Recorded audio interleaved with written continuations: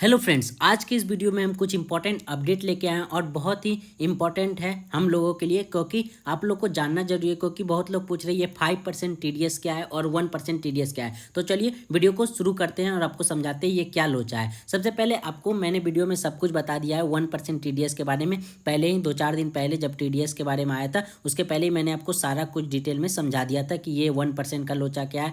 तो सबसे पहले देखते हैं कि 1%, देखिए आप क्रिप्टो INR से बाय करते हैं तो कोई भी जो है टैक्स नहीं लगेगा, मतलब TDS नहीं लगेगा। सेल करते हैं तो आपको 1% लगेगा। उसी तरह क्रिप्टो टू क्रिप्टो में अगर आप बाय सेल करते हैं तब भी आपको 1% लगेगा, और P2P से नहीं लगेगा बाय से करने में, लेकिन सेल करने में लगेगा। उसी तरह अगर आप देखते हैं TDS रेट, आप यहाँ पे 5% वाला लोचा क्या है मैं आपको डिटेल में समझाऊंगा, लेकिन पहले आप यहाँ देखिए कैसे लगेगा। सबसे पहले अगर आप INR में बाय किए होंगे तो आपको नहीं लगेगा, अगर 5% लगेगा अगर आप INR में सेल किए होंगे तो। उसके बाद जो आप INR में फिर से जो है उसको नहीं, क्रिप्टो में अगर उसको बाय किए होंगे सेल किए होंगे तब भी 5% लगेगा, लेकिन P2P में नहीं लगेगा बाय करने पे, लेकिन सेल करने पे लगेगा। अब बताते हैं ये क्या है 5% और कैसे लगेगा और किसको लगेगा। तो चलिए यहाँ पे आप देखेंगे वेयर एवर एप्लीकेबल 1% TDS में deducted from the received INR crypto amount. ये तो जो है 1% TDS आपको पता है, लेकिन यहाँ पे आप पढ़ सकते हैं सेक्शन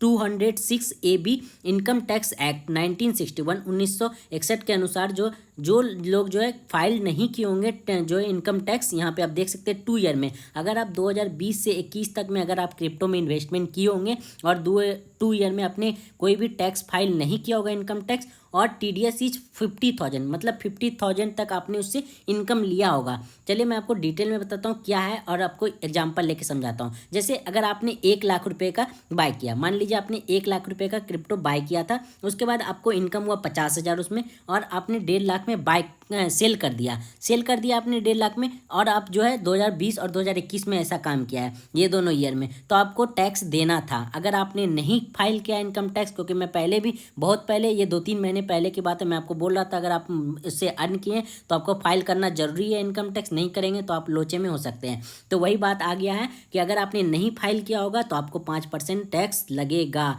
मतलब 5% TDS अब आपको देना ही पड़ेगा। ये रूल आ चुका है और आपको देना पड़ेगा, लेकिन ये बात नहीं बताया गया कैसे देना है और कब देना है, इसके बारे में भी कोई डिटेल नहीं है। अगर आएगा तो मैं आपको सबसे पहले अपडेट करूंगा, इसीलिए चैनल को जरूर सब्सक्राइब कर ले और बेल आइकन दबा ले, जिससे आपको कोई भी अपडेट जो है मिस ना हो सके। यहाँ पे देखिए साफ लिखा हुआ when ever does the high TDS rate applicable, मतलब जो 5% TDS वो कब अप्लीकेबल है। तो मैंने जो बताया 2 ही कंडीशन में अप्लीकेबल है, उसके अलावा कोई भी कंडीशन में अप्लीकेबल नहीं है।